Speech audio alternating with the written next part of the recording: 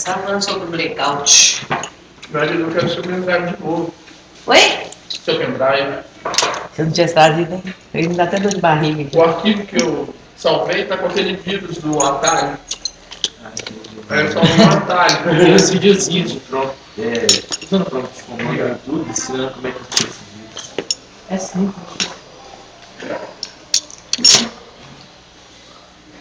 Mas eu vou pegar os livros, João. Eu peguei emprestado. Oi, eu estudei demais. Né? Mas quando você vai lá fazer o trabalho, você precisa estudar, você tem que seguir assim, totalmente seguro, né? Você tem que olhar mesmo. Bom dia! Bom dia. Tem que sentar aqui.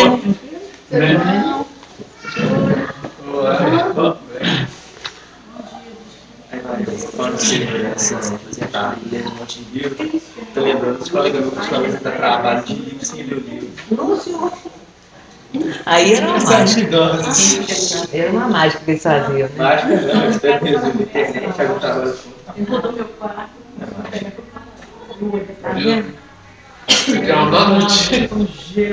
A primeira, Não, Estudar, tá?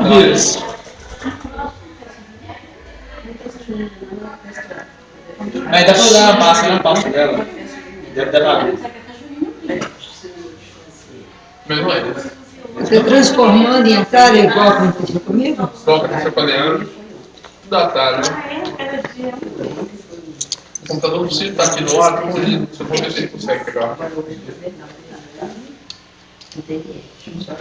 Eu tinha o passo-a-passo para tirar esse produto. Hoje eu vou esperar ele. Eu não fui igual a de hoje, não.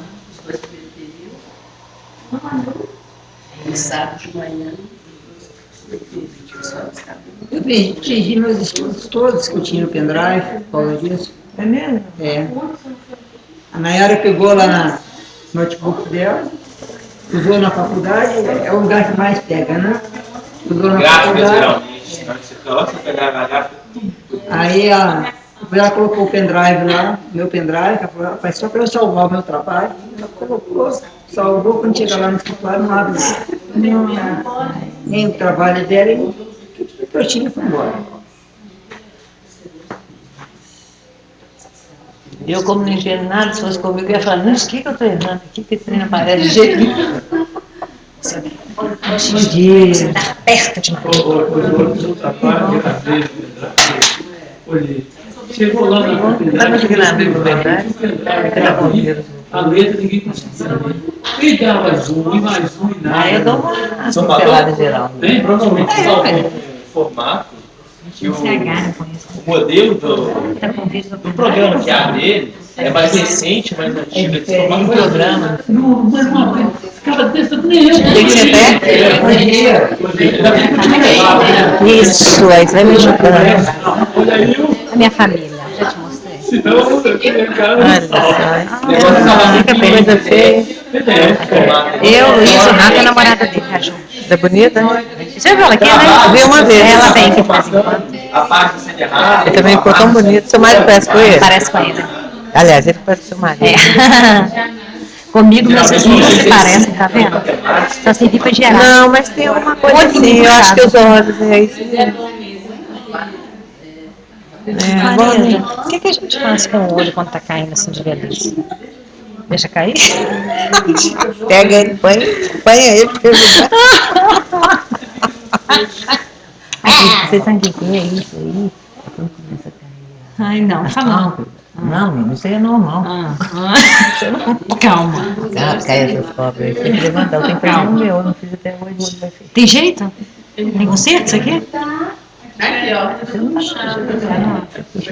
Eles puxam estifa e prende aqui no cima. Não fica cicatriz nem nada, aí como se levantasse a sobrancelha. Olha que legal. Isso é normal, qualquer coisa de saúde faz de graça. Isso é uma questão de não fecha. Aí o médico que te oferece fazer embaixo também, cobra, né? Mas é quase Uma coisa que me deixa muito, marido, esse ponto eu tenho que melhorar. Esse ponto tá salvo, tá certo? isso é menina mesmo. Consola, né? A gente, a minha que é meia doida, ela vai falando isso na minha cabeça, foi na dela. Foi. Eu acho que seria um sinal de boa oportunidade de trabalho. Entendeu?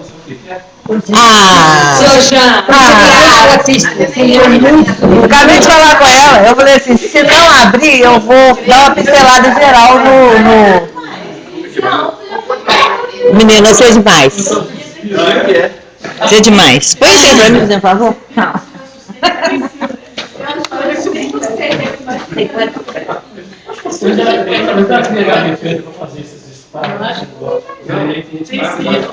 Eu passei mal, eu faço Não concorda não, tá? Vai ficar todo mundo com inveja e tudo, mas tudo bem. Bom, então vamos fazer a nossa prece, né? Que já está passando um pouquinho. Quando eu falo com vocês que a aula universitária resolve tudo, vocês ficam rindo. Ai.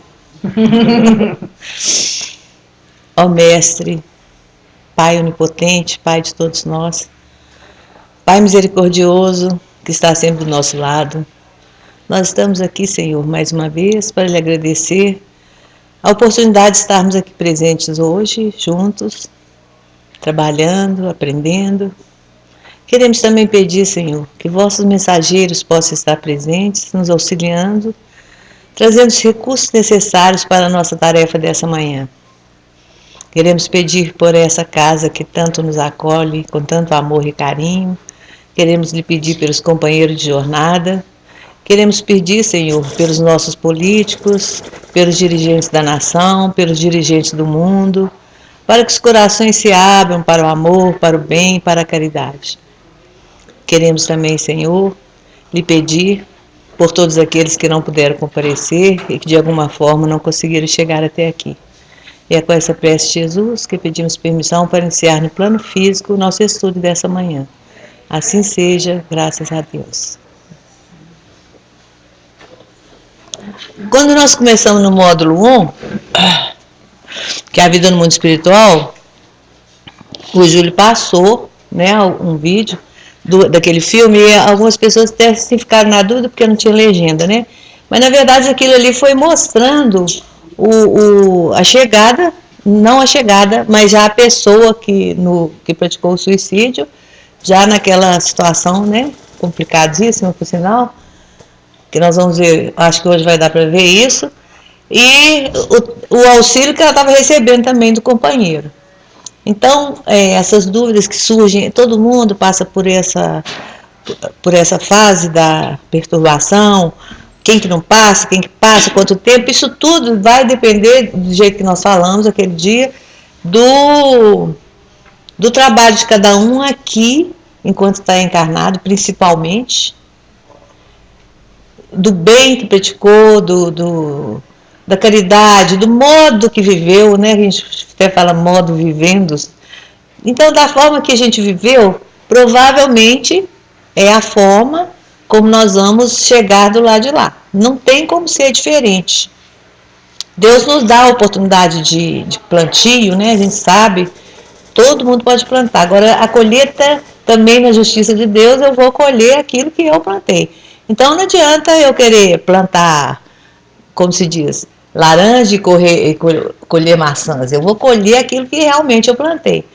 Então nós temos que estar muito... Eu falo que esse estudo para nós, ele abre muito a nossa mente, para a gente pensar e meditar sobre tudo que nós estamos vivenciando aqui agora. É hoje e agora a nossa oportunidade de melhorar a nossa chegada no plano espiritual. Isso aí eu acho que ninguém tem dúvida não, né, gente? Foi um pouco a coisa que nós falamos, mas eu acho que deu para todo mundo entender por quê, né, que acontece tantas diferenças, né? Então nós vamos... Deixa eu ver aqui, acho que nós ficamos no... Acho que no terceiro slide. Eu achei uma coisa interessante que eu gostaria de repetir, falando sobre a influência do Espiritismo, se ele exerce influência. Eu acho que é muito importante essa parte. E nós falamos também que não adianta só eu conhecer. O Espiritismo me dá essa oportunidade de melhorar a minha condição aqui para eu chegar melhor do lado de lá. Me dá essa oportunidade. Mas não quer dizer que eu vou chegar melhor do lado de lá se eu não tiver praticado. Então, tudo que a gente faz aqui, a lei de Deus, a lei natural, a lei divina, a lei, tudo que nós conhecemos, nós temos que colocar em prática, senão não vai resolver nada, né? Igual aquela pessoa que não conhece o Espiritismo, mas ela pratica o bem. Ela pratica o bem. Então, o Espiritismo abre para muitos, mas muitos já têm essa lei dentro, esse bem, essa caridade, o amor ao próximo. Então, esse provavelmente, ele já conhece a doutrina, já está dentro dele antes dele reencarnar.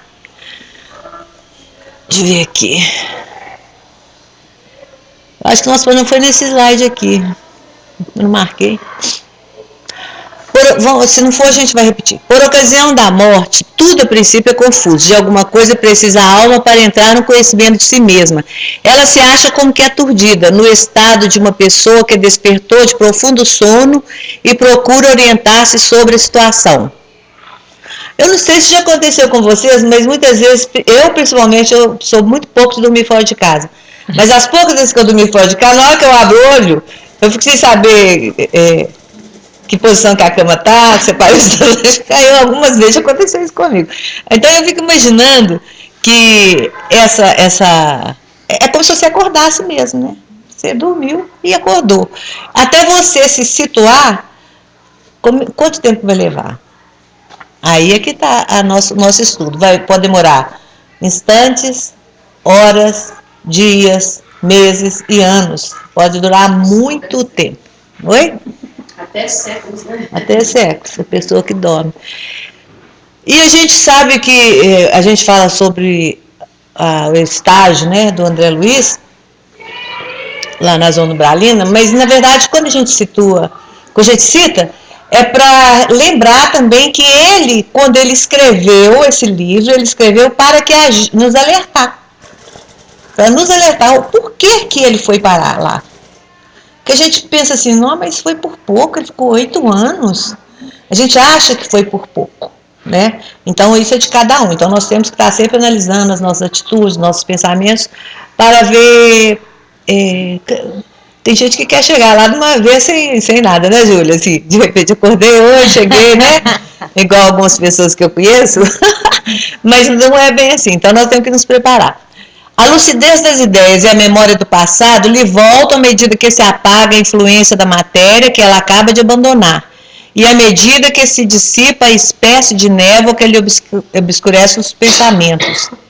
Então, essa memória do passado, ela vai se apagando, né? Ela vai se apagando e essa influência que a matéria exerce sobre o espírito, nós vamos estudar mais um pouquinho na frente, como que a pessoa, às vezes, se agarra, né, a matéria, custa para sair dali, igual aquele caso que acho que foi o João que contou aqui, do Francisco, né, do que está lá no livro também, que nós vamos chegar nele.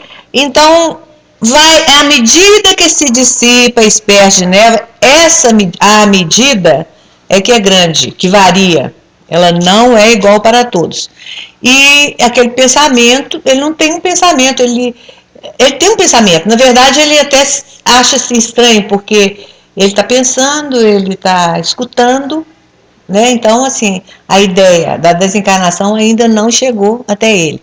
Muito variável é o tempo que dura a perturbação que se segue à morte. Nós falamos isso várias vezes. Pode ser de algumas horas, como também de muitos meses e até de muitos anos. Aquele que desde quando ainda vivia na Terra se identificaram com o estado futuro que os aguardava, são os que em menos longa ela é, porque esses compreendem imediatamente a posição que se encontram. A Filomena fala isso muito lá no salão, gente. Percebeu alguma coisa estranha, faz a prece e pede a Jesus para ajudar, porque na verdade você, às vezes, você está preparado, você está até preparado, você entende, você estudou, e quando chega a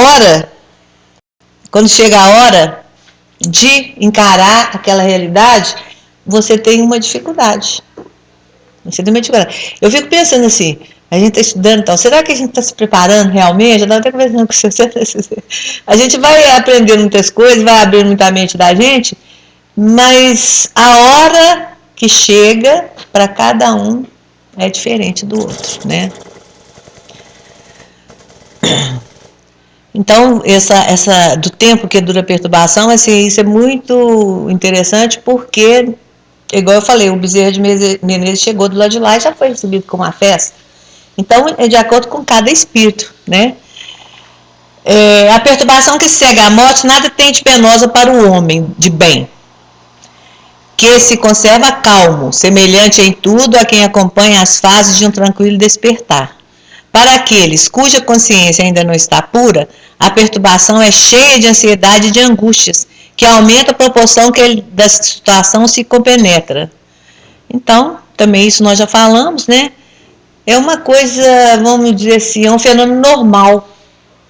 Essa chegada no plano espiritual deveria ser uma coisa normal. Para o homem de bem, ela não tem nada de dor, ele não sofre, é mais ou menos o que ele sabia ou o que ele esperava, mais ou menos assim.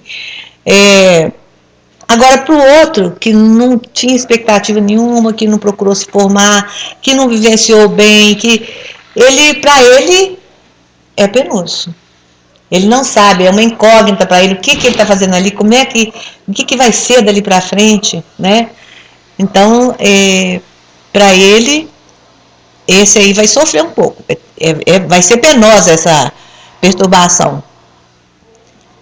Alguém quer falar alguma coisa? Não sou eu que falo, né? Né, Joãozinho? Alguém quer falar alguma coisa desses lives aí? Já foi colocado semana passada. Já. Então vamos lá. Vai quer passar não, gente. Passou. Perturbação espiritual em espíritos moralmente atrasados. Um fenômeno muito frequente entre os espíritos de certa inferioridade moral é acreditarem-se ainda vivos, podendo essa ilusão prolongar-se por muitos anos. Assim, vai repetindo muito as mesmas coisas de outra forma, durante os quais eles experimentarão todas as necessidades, todos os tormentos e perplexidades da vida. Então, seriam os espíritos de certa inferioridade moral. Eles não estavam nem preparados para desencarnar, né? Quando chega, ele fica vivendo aquela vida ali, ele está enxergando, ele está andando, ele está... Então, para ele tem necessidade de comer, ele tem necessidade de beber, e se ele não tiver um amparo, logo ele vai ficar por ali naquela perturbação, porque muitos são recolhidos e são levados para onde? Os que são... Tem lá no plano... As câmaras de tratamento. Isso, as câmaras de retificação. Ali são os espíritos que... Isso. Que estão moralmente... Estão perturbados ou muito doentes. Eles são levados para lá. Foi o que aconteceu com o André Luiz. Ele foi levado, só que o André Luiz recuperou muito rápido, né? E de um dia para o outro ele recuperou, depois que ele chegou lá. Então, oi? Por que tem uns que são levados pelo mérito e outros não? Porque tem uns que ficam ali, tem outros que fizeram tudo isso e já são levados pelo mérito da pessoa? Ó, eu entendo da seguinte forma, cada caso é diferente do outro. Então, o André Luiz, por exemplo, ele ficou 8 anos lá até ele entender que aquilo ali não era a vida uma vida que o Criador teria feito para seus filhos, até ele entender isso e fazer uma prece, ele ficou. Mas tem um negócio, Marida. Não é que ele, assim, ele não enxergou aquilo. Ele não enxergou, não. Clarence estava lá o tempo todo. O Clarence estava lá o tempo todo. É. Olha, quando os samaritanos vão nas regiões abismais para recolher, eles levam aquela rede luminosa, né? Todo mundo já deve ter visto contar nos livros. Eles levam aquelas redes, eles lançam aquelas redes, todo mundo ali está clamando por socorro. Todo mundo está clamando por socorro. Mas somente aqueles que realmente têm no coração o arrependimento, a vontade de acertar, que tem uma predisposição, é que são recolhidos. A rede só pega aqueles que estão realmente imbuídos da vontade de acertar. Até, Marilda, eu acho que vale a pena a gente comentar, no Brilhos da Vida Eterna, quando a casa transitória vai no abismo buscar os companheiros, isso. No mundo espiritual não tem nada escondido. É. Então, tinham muitos companheiros clamando por socorro, falando que iriam acertar, mas como era tudo fingimento, ficava estampado na aparência espiritual deles, aquela mancha cinza, mostrando que não é verdadeiro. Os que realmente já mostravam algum sinal de mudança, eles se iluminavam. Isso. Por conta dos pensamentos, por conta da conduta deles, e conseguiram ser amparados. Aí a gente fica pensando, como é que é? Um é e outro não. Porque no mundo espiritual não tem nada escondido. Não tem nada escondido, é igual aqui, né? Que você sorri, lá por dentro está tendo de matar, né? Mas lá não, lá o perispírito é o cartão nosso de apresentação. Não tem como esconder. Então, esse amparo, ele é feito o tempo todo no plano espiritual. É um mecanismo muito legal esse que eu acho, assim. Ninguém está entregue ao sofrimento, à dor, a não ser aqueles que realmente não querem a mudança. Tem muita... nos abismos tem muita discussão entre aqueles que se julgam os donos do lugar, né? Que quando os samaritanos chegam eles xingam, eles falam impropérios, eles falam que eles estão invadindo a área deles. Eu estava lendo o livro Transição Planetária, acho que eu comentei com alguém aqui, que foi a época do tsunami, o desencarne, aquele monte de pessoas que desencarnaram, né? E no plano espiritual que eles vão todos, até quem relata isso é o Divaldo, através do espírito do... Quem que? Manuel Flamengo. Então ele mostra ali com a perturbação, né, geral ali, daquele desencarne em massa, e aí eles vão contando a história de cada espírito. Mas o que me chamou mais atenção foi quando a equipe, a caravana, chega lá para socorrer, eles encontram lá um espírito brigando mesmo, ele quer deixar ninguém entrar ali para socorrer, porque ele fala que aquela região é dele, é ele que manda, ele é o chefe. Então, olha essa criatura, quantos anos que ela vai ficar ali. Nós temos o caso do Gregório também. Quantos anos que o Gregório ficou comandando? Quantos séculos, né? Séculos. Aquilo ali é uma perturbação espiritual muito grave. Não vou falar, porque não pode falar, mas você falou, pai. Ontem na mesa mediúnica, foi um trabalho meio pesado. Parecia uma entidade, chegou e fez logo o cumprimento em latim, memento mori.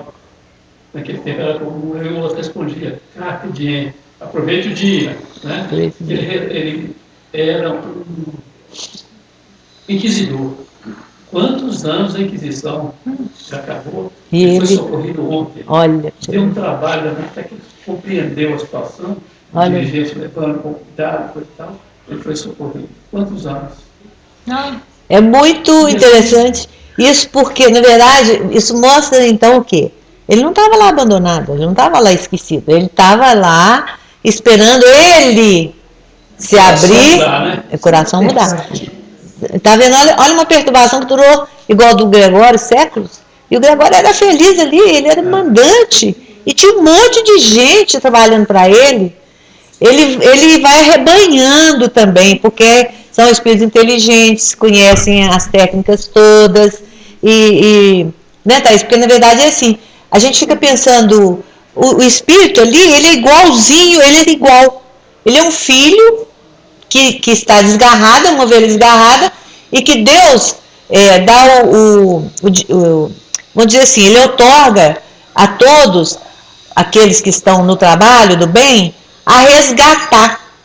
Então, nenhuma prece fica sem resposta, nenhuma ação mental fica sem resposta, tanto no bem quanto no mal, né? Então, assim, porque senão fica parecendo, fica meio esquisito mesmo, fica parecendo que tem preferência, tem a panelinha, né? E, na verdade, no plano espiritual, é tudo muito organizado, muito organizado. Não por aqueles que estão ali no abismo, e tem muitos, porque igual o Júlio estava falando, não adianta o espírito querer se esconder e falar, não, eu sou do bem. É o caso daquela irmã que chegou lá nos portões lá do nosso lar, dando uma dica, coitada, né, e tal. E, no entanto, apareceu todas aquelas manchas no corpo dela. Quer dizer, não adianta ninguém querer esconder. Então, esse resgate, essa perturbação espiritual que nós estamos estudando, ela vai perdurar de acordo com o que está aqui dentro. Por isso é que o estudo é feito antes sobre a nossa vivência aqui na Terra. Porque ninguém muda quando chega do lado de lá, não vira santo de repente. Ninguém vira. É o caso daquelas pessoas que desencarnam e todo mundo começa a visitar o túmulo e tudo, achando que virou santo. Não vira santo, gente. Nós sabemos que é um trabalho. É um trabalho muito grande para que o espírito se renove, e o trabalho é dele. Ele recebe os recursos, as condições, ajuda, mas o trabalho é dele. Deu para falar? Responder? Olha, gente, eu falo demais, vocês têm que me cortar. Então vamos lá. Então, quando ele chega do lado de lá, ele vai experimentar todas as necessidades, todos os tormentos, ele vai sim. Se ele não tiver querendo mudar, se ele não estiver na busca, ele vai ter oportunidade lá de muito auxílio, rápido ou não, vai depender dele, né? Para o criminoso, a presença incessante das vítimas e das circunstâncias do crime é um suplício cruel. Por que é um suplício cruel para o criminoso? Por quê? Porque ele fica referenciando aquelas ideias a todo momento. Igual o caso do suicida, né? Essa semana passou uma cena, graças a Deus eu não vi, sobre um irmão, né, decapitando o outro. Eu não vi essa cena, Deus. Repórter norte-americano, né? Então eu fiquei pensando o seguinte, naquela hora eu falei assim, meu Deus do céu, olha o que esse algoz, né, que é o algoz, o que ele está trazendo para ele no plano espiritual, mesmo ele cumprindo ordens, mesmo que ele esteja cumprindo ordens, olha o que ele trouxe para ele, olha como que ele vai chegar no plano espiritual, né? Mentalmente, totalmente perturbado, e com esse sofrimento nas costas, até isso ir limpando. Quantos anos vai demorar? E a gente tem visto muita violência. Então, na violência, a gente tem que pedir muito pela pessoa que está praticando a violência, porque ela não imagina o que está esperando ela do lado de lá. Mas ela pode mudar ainda aqui, Maria. Ela pode mudar. Ela pode mudar aqui. De toda forma, vai ficar algo para ela mudar, numa outra encarnação. Mas não vai chegar tão pesado, se ela mudar algumas coisas aqui. Agora, não chega tão pesado. Você não viu a questão do Paulo? Aí nós vamos voltar lá no Saulo. Nós vamos lá no Saulo, nós sempre vamos no Saulo, porque o Saulo é um exemplo, né? O quanto que ele praticou em nome do que ele acreditava, ele conhecia a lei dele permitia algumas que ele fizesse, algumas coisas que ele fez, não condenava, né? Vamos dizer assim.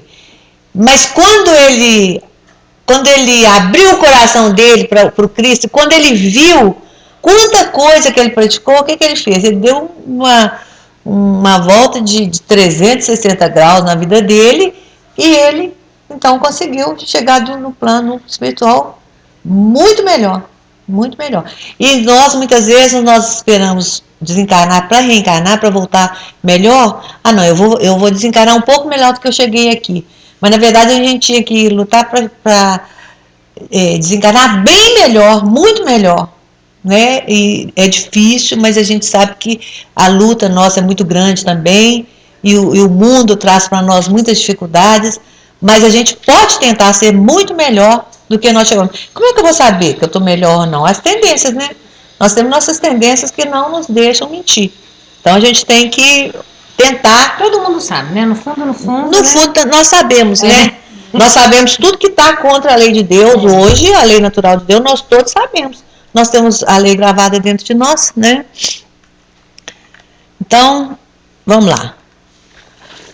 Perturbação dos suicidas. As consequências do suicídio são muito... quais, em geral, as consequências do suicídio sobre o espírito?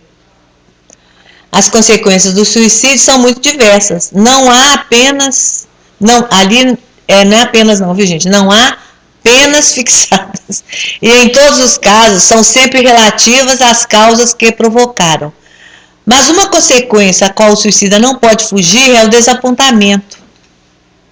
De resto, a sorte não é a mesma para todos, depende das circunstâncias. Alguns expiam a sua falta imediatamente, outros em uma nova existência que será pior do que aquela cujo curso interromperam. O que será que nós entendemos pelo desapontamento? Por que o suicida pode chegar lá e ter um desapontamento muito grande no plano espiritual? O ato dele terminava tudo e não terminou, né? Ele acha que ia ficar livre. Ficar livre do sofrimento. Ficar livre do sofrimento. E o suicida, ele é um espírito que... Muita gente fala assim, não, ele foi corajoso de tirar a vida dele. E o outro fala, nossa, mas puxa vida, que desespero, né? Então, assim, nós não podemos entrar no julgamento, né? Não é nosso objetivo também. Mas é muito triste. É muito triste a pessoa... O que será que leva uma pessoa a suicidar também? Quais são os fatores que levam? São muitas coisas, Então, ele não deu conta, na verdade, ele achou que o que viesse depois era melhor do que estava acontecendo, e na verdade ele vai ver que não é, porque na hora que ele chega lá... Então, a consequência que ele não pode fugir é o desapontamento. E o resto? A sorte não é a mesma para todos. Vocês viram naqueles vídeos que o Júlio passou? Como que aquela pessoa que se suicidou, como que ela vivia ali? Ela vivia como se fosse a casa dela, mas não estava satisfeita, porque a casa não estava do jeito que ela queria. Então, foi uma perturbação que ela teve ali Aquela perturbação ali não era tão pesada igual uns que suicidam, por exemplo. Uma pessoa que se atira de um edifício ou na frente de um trem, na frente de um carro, isso aí a gente fica achando que é coisa dos livros passados, mas não é não. O suicídio é porque parece que até tem uma lei, né, que não pode ser divulgado, não é? Tem uma lei. Só fica sabendo, caso de pessoas famosas, que tem como esconder, mas não se noticia suicídio. Um médico falando que o número de suicídios são absurdos no Brasil, tem muita depressão. Pois o que seria isso, né? Seria talvez a falta de fé, a falta de esperança, a falta de uma visão de uma vida melhor no próprio planeta. É uma série de coisas que a gente não tem como analisar. Mas o suicida, esse que pratica esse tipo de suicídio, o sofrimento dele é muito grande, porque ele revê o tempo todo aquele trem chegando, aquela máquina chegando, o que for, ele caindo. Então é um sofrimento muito grande, é um sofrimento assim que não para, é ininterrupto, ele vai o tempo todo. Física, isso. Porque quando ele sente que ele está desencarnando ali, vamos dizer assim, e vai ficar livre, aí vem esse desapontamento, não ficou livre, vai até ele limpar, até ele acabar todos os fluidos que ele ainda tem. A ligação, né, do fluido ainda do espírito com a matéria, quando corta abruptamente. Isso. Né? Então essa a sensação fica toda ali. É muita dor. No perispírito, gravado no perispírito. De acordo com o que a gente lê, é muito sofrimento, no Vale dos Suicidas, Memórias do Suicida, fica lá, cada um na sua caverna lá, né? Ouvindo o grito do outro, esse desespero durante anos, Então, eu acho que o que nós podemos fazer, e a Filomena fala isso lá também, são as preces que devemos fazer por todos aqueles que de alguma forma tiraram a vida. Quando a gente pensa no suicídio, a gente pensa nessa coisa brusca e tal, mas quantos suicídios tem todo dia? De vícios, de matar por dentro mesmo, matar Oi? De matar a esperança. A esperança do outro, né? Então nós temos que ter muito cuidado. Porque quando você fala em suicídio, a gente pensa nisso mesmo. Esse suicídio que fala aqui é esse suicídio mesmo. Que esse aí é o suicídio que nós... A dor desse suicídio, né? O André Luiz. Ele chegou lá, eles gritando, suicida, suicida, e ele sem entender por que ele estava sendo chamado de suicida. Eu não suicidei, não. Tem um engano aqui, eu não sou esse suicida que eles estão falando.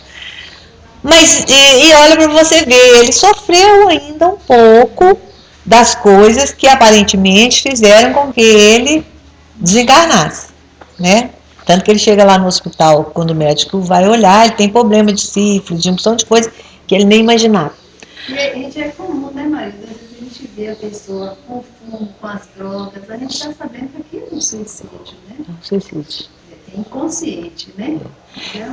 E todos esses atos que atentam contra a sua saúde, contra a sua mente, não são coisas normais, são coisas, né, que vêm de alguma forma prejudicar. Então, ela é sempre independente do gênero do suicídio. Então, essa perturbação dos suicidas, ela sempre vai existir. Não tem como o suicida chegar do lado de lá sem estar perturbado. Não tem como. Porque ele, na verdade, ele cortou aquela vida dele ali de uma forma muito brusca, né? Alguns efeitos são comuns a todos. Os casos que há interrupção brusca, né? Primeiro, o que o Leandro falou, a primeira é a persistência mais prolongada e tenaz do laço que une o espírito ao corpo, por estar quase sempre esse laço na plenitude de sua força no momento que é partido. Imagina uma corda forte de você tentar e conseguir, né, arrebentar. O que acontece? É tipo estraçalha, né? Então, esse laço, ele não é cortado como normalmente é na situação da morte, né? Ele é rebentado, ele é estraçalhado. Então, imagina como que esse espírito chega do lado de lá, né? Cheio de fluido vital. Ainda corre... Ligado ainda. Ainda corre o risco da vampirização, né, João? Porque a gente sabe que do lado espiritual existem os vampiros. Os vampiros, eles vão ainda querer pegar aquele restinho de vida que ele tem ali no corpo. Então, na verdade, ele tem vários sofrimentos. A gente não tem como avaliar como que cada um chega do outro lado. Tem um livro que conta, essa cena me deixou, eu não esqueço. O espírito, né, desencarnando, e o André Luiz fala, mas o que é aquilo? Aí chega um espírito com 2 cães para sugar os restos mortais. É uma cena, assim, terrível, eu imaginei, né? Então, olha quanta coisa que pode acontecer com o espírito que suicida, gente.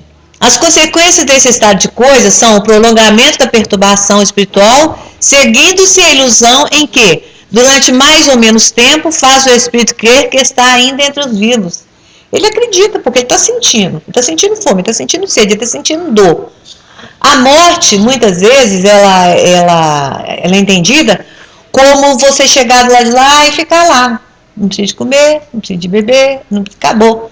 Então, do espírito, o desapontamento é muito grande, porque ele chega de lá com todas as necessidades daqui e mais a dor que ele mesmo provocou.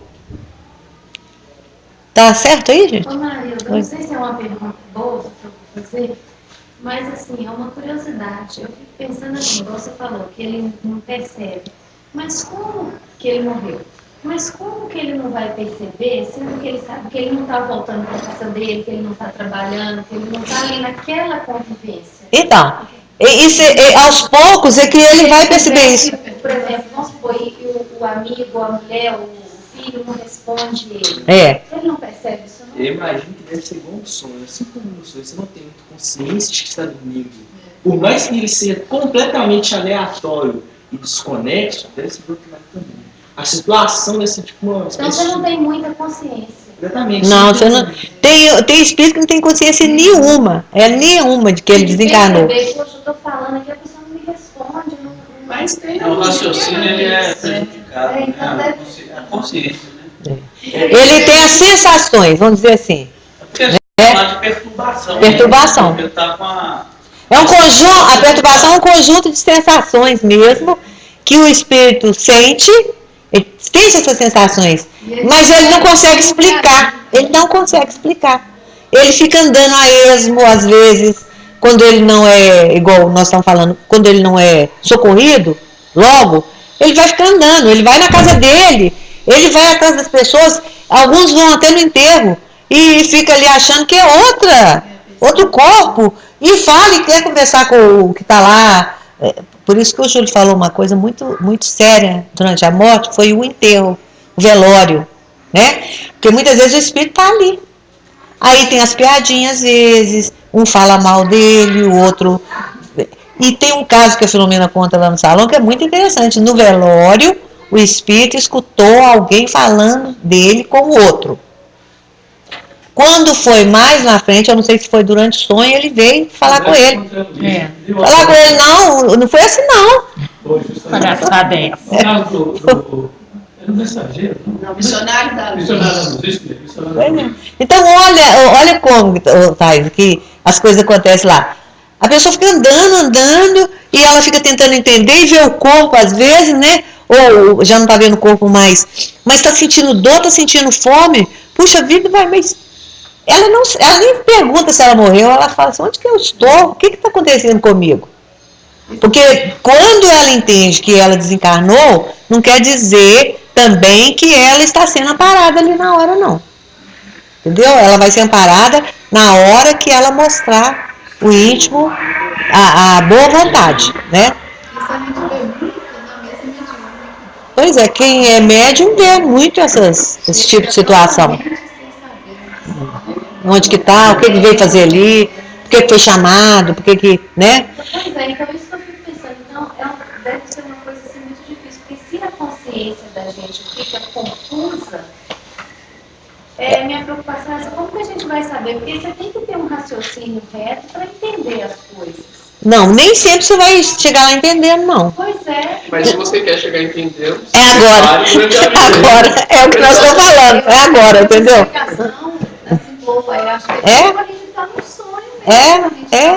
É um despertar.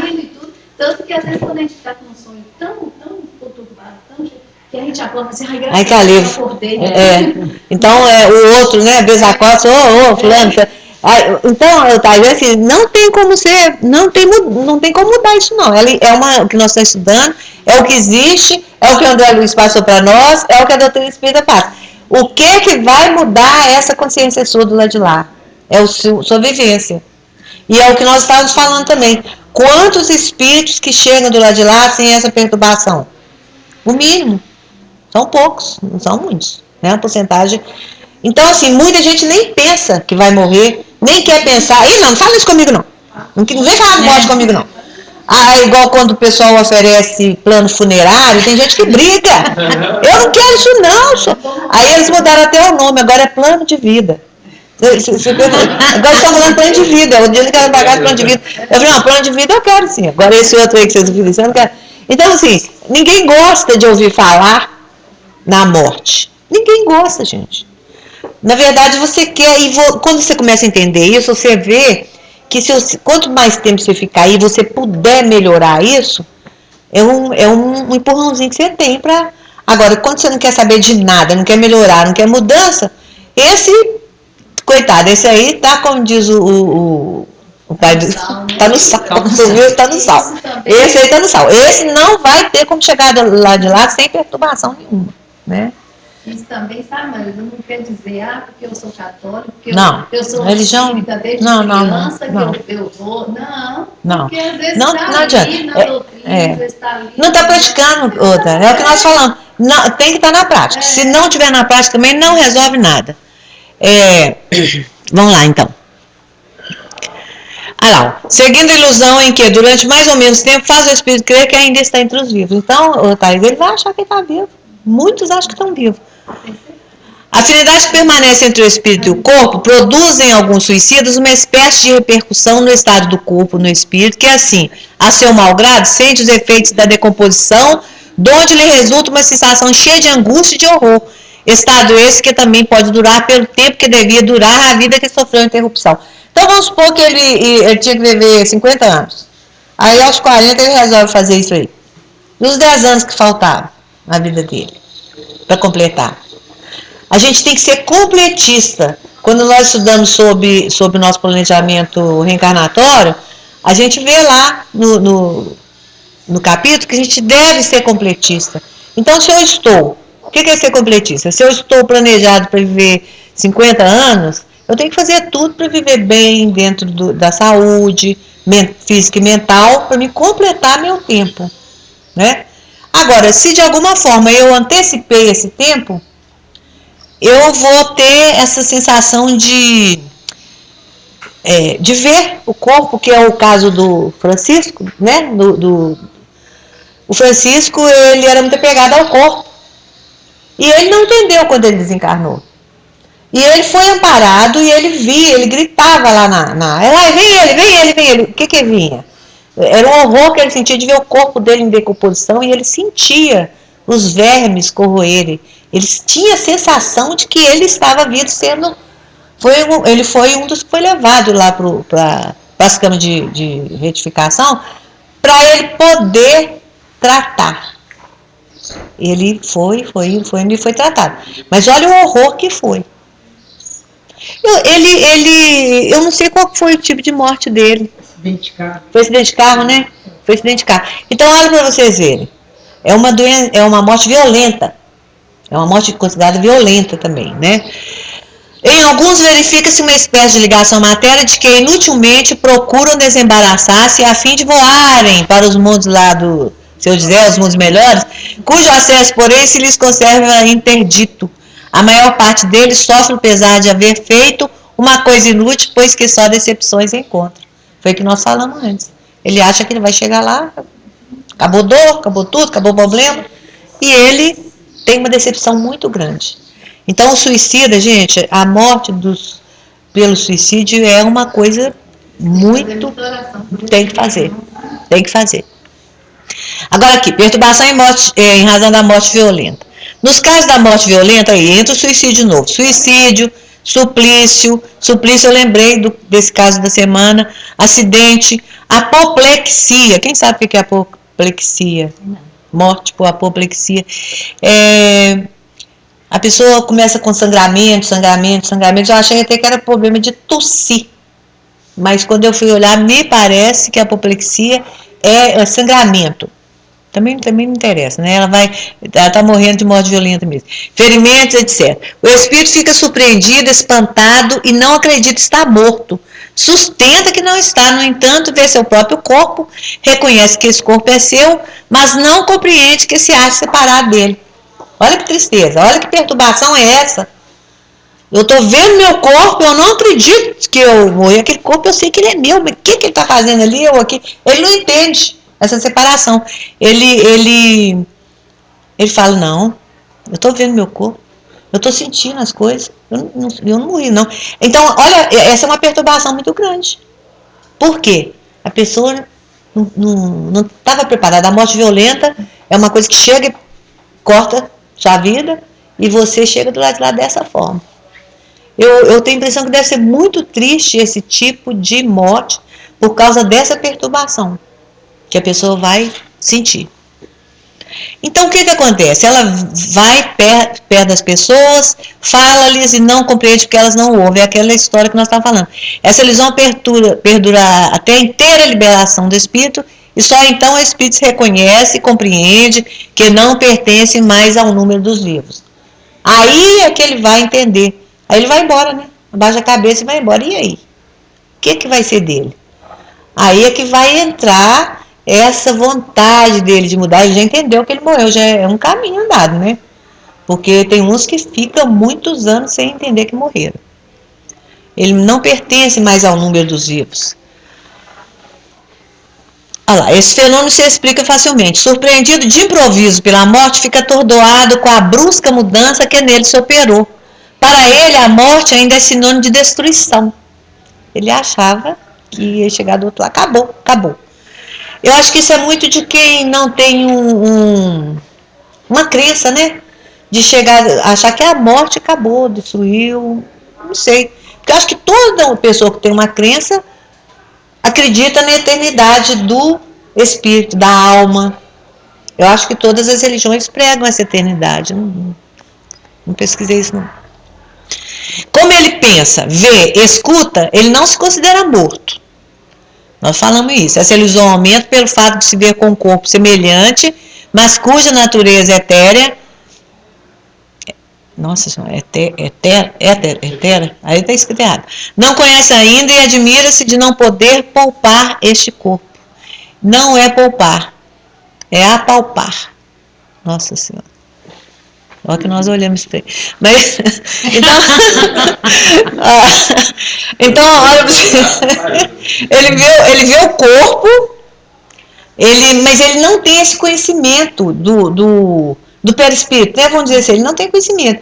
E ele não pode apalpar aquele corpo é dele, ele reconhece. Mas ele vê que ele não pode fazer nada. Deve ser uma aflição muito grande, eu acredito, né? Que é uma aflição muito grande. Você está ali vendo seu corpo e você não entende nada. Na verdade, se você não se preparou, se você não estudou, se você não tem nenhum conhecimento, nada vai chegar de repente. Não, ali é seu corpo. Não. Se você não se preparou, você vai ter essa decepção e essa dor. Como pensam e veem e julgam naturalmente que não dormem. Não dormem. Essa particularidade é mais generalizada entre os que, doentes, não pensavam em morrer. Então, a pessoa está doente. Ela desencarna ali na doença, no hospital às vezes dentro de casa, com o carinho dos familiares e tudo. E ela, quando ela abre os olhos, quando ela desencarna, ela acha que ela não está dormindo, porque ela está vendo. Ela está até escutando muitas coisas. Ela não está vendo ali, mas ela está num outro lugar. Então, para ela, ela não achava que ela ia morrer, não. Às vezes nem estava tão ruim, né, gente? Vamos dizer um ataque de coração, eu fiquei pensando nisso. A pessoa está bem. A gente vê isso muito. Ela dorme bem e como diz, acorda o outro. Não existe isso, né? Quando ela abre o olho, ela está do outro lado. Ela está do outro lado, ela não imaginava que ela ia morrer. Vamos viver essa noite. Então é complicado esse trem, né, gente? Quando eu vejo, o que aconteceu, né? Então, a perturbação, ela está em quase todos os casos de desencarno. Ela não estava pensando em morrer, ela morre. Como é que ela chega?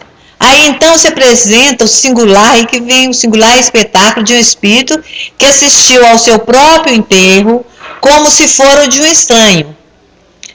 É como se outra pessoa tivesse sido enterrada, falando desse ato como de coisa que não lhe diz respeito, até o momento em que compreende a realidade. Então ela está ali no enterro, no velório, está vendo, o corpo dela está ali, mas ela não entende que o corpo é o dela. Ela tenta conversar com a Rússia, ela tenta conversar com o João, ninguém dá confiança para ela, né? Isso aí também deixa o espírito com uma perturbação muito grande. E quando é uma criança, por exemplo, um recém-nascido, porque ele vai desencarnar com o espírito ainda de criança, do último corpo que ele teve. Mas na verdade, essa perturbação que eles fazem? Eu não vi nada sobre a criança, mas eu acho que é a mesma coisa. Então, pois é. Então eu vou tentar explicar do meu modo, Thaís. Não. Porque na verdade é assim, ó. A gente sabe que o espírito é um espírito milenar. Mas ele é milenar. Com o Eu acredito que o espírito da criança, quando ele desencarna, quando ele chega do outro lado, ele também vai ter perturbação. Mas é um pouco diferente. Não é o estado de infância dele. Ele não tem essa consciência. E muitas vezes a criança vem apenas para complementar uma encarnação que ele perdeu. Ao tempo, vamos experimentar o tempo dele. Ou às vezes prova para o pai, para a mãe. Isso, pois é. Mas o lado. Vai ser logo amparado por ser criança ou recém-nascido?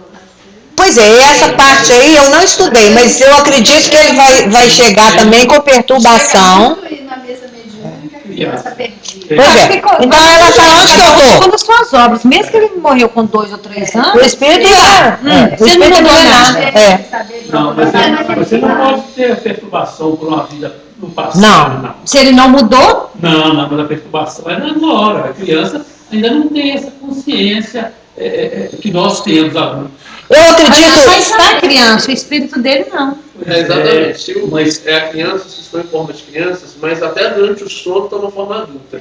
O espírito é milenar. Essa criança, assim, vai ser tratado como um adulto, né? Vamos dizer assim, né? Mas os próprios filhos do André Luiz tratam vários lares de acolhimento para criança. Tem. Né? Tem o caso do Julinho, que é muito falado, né? Vai passar pela perturbação também? O Julinho desencarnou com problema de garganta. Continuou com problema de garganta. Também chega lá sem ser amparado, coitado dele pequeno? Não, coitado Pois é, Thais, na verdade nós estamos falando assim, o espírito chegou do lado de lá. É criança, é adulto, tem essa separação? Não tem, entendeu? Não tem essa separação. O Julinho era uma encarnação planejada. Então ele tinha uma equipe acompanhando os passos dele. Então, muito antes dele desencarnar, a equipe já via que ele estava desencarnando. Já estava acompanhando. O desenlace foi só recolher. Se recolher e levar. Já sabia que ele estava desencarnando. Cada caso é um caso. Cada caso é um caso. Agora, uma criança que uma encarnação, que só da pessoa tem encarnado um privilégio, porque é um espírito extremamente cruel. Depois do sono, no momento do sono, toma a forma adulta e continua no mundo espiritual cometendo atrocidades. A desencarnação dele vai ser algo. Vai ser. Ele não faz por onde. Ele vai ficar solto ali. Porque ele desencarnou como criança, que ele vai... Ele vai ser um anjinho, né? Um anjinho. Mais uma vez, volta. No mundo espiritual não tem nada escondido. Não tem nada escondido. Forma de criança, mas às vezes a mente dele está tentando coisas macabras que correspondem realmente a porque a gente sabe que o espírito no sono, ele não sai e não vai para onde que o coração dele está. Então, na verdade, essa criança aí, a gente não sabe, a gente fala no geral, né? Porque... Só uma dúvida, Maria, sendo criança, sendo recém-nascido, quando ele dorme, ele vai tomar a forma de adulto? Não necessariamente. Não sempre. Mas ele pode tomar. Não é tomar a forma de adulto. Mas tem espíritos que não revelam. Na sessão espírita, a gente vê lá as crianças que vêm te encaminham para bebê, né? Que é bebê, final. Essa é a tendência, né? A maioria fica assim. Agora, esse caso de tornar a forma de espíritos mais evoluídos tomar a forma de adulto. São alguns casos. É igual o Ju está falando, espíritos cruéis que continuam praticando mal na forma espiritual. Ele vai para onde? Ele vai para onde ele tem sintonia, não é? Mas a regra é que a criança não tem a mesma perturbação que nós. Isso. Porque até a gente não aprende que até os... Tem um nível de perturbação. Faz com que, quando eles acordem lá, acordem como crianças, ainda, muitos. Né? Tem caso e caso. Tem um livro interessante também que conta bem essa parte da desencarnação de criança. Eu esqueci o nome dos personagens. Fala só o livro, qual é o pai, a história é o pai que mata o filho, joga no poço, ele acorda, e depois ele reencarna com o filho dele. É um romance muito legal. Mas então, gente, olha, o que a gente chega à conclusão é o seguinte. Não, é de amor. A gente chega à conclusão seguinte. E lá, e quando ele desencarna lá, só para completar o raciocínio, ele vai para escolas de crianças. Ele frequenta salas, né, no plano espiritual, de crianças que viveram uma mesma que estão se adaptando lá. Então tem uma estrutura, mas ele é amparado, ele vai para o hospital, a avó dele cuida dele, né? Tem Não, ele é amparado, eu acredito que o espírito infantil, o espírito da criança, ele é amparado talvez mais rapidamente, até para não perder aquela oportunidade daquele espírito estar aprendendo alguma coisa, porque já que na carne ele não teve esse tempo, então eu acredito que a espiritualidade vai realmente amparar e vai levar, igual no caso do Julinho, às vezes direto, porque até os 7 anos a criança ela tem uma comunicação, não é? Ela tem um acompanhamento, as equipes espirituais visitam aquele lá. Pois é, então por isso talvez, gente, nós vamos acelerar um pouquinho porque já chamou.